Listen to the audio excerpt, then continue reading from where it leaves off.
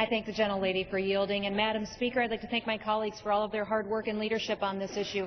I'm very proud to stand up in support of this legislation. The number is staggering, 26,000.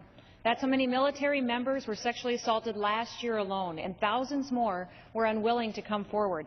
Research has shown that victims only report roughly 14% of all sexual assaults to law enforcement.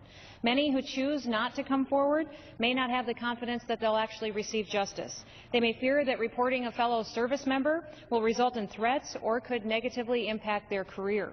A recent DoD report showed that 62% of victims who reported sexual assaults faced some kind of retaliation. That's terrible.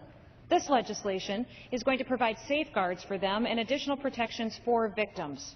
By requiring the Inspector General investigation into doing any allegations of retaliatory personal actions taken against victims, we are clearly stating that this behavior is unacceptable. It's inexcusable, and it will no longer be tolerated. This legislation is part of a broader effort to do as much as we can to address the problem.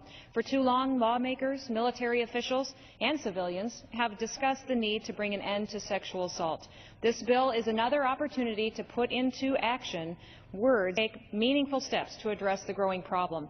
We have a responsibility to ensure adequate protections are in place, and we also have to provide physical and mental support for those victims, as well as insist on swift punishment for those who are responsible. I'm proud that members on both sides of the aisle have worked on this bill, as well as other measures that we've previously passed as part of the Defense Authorization Act.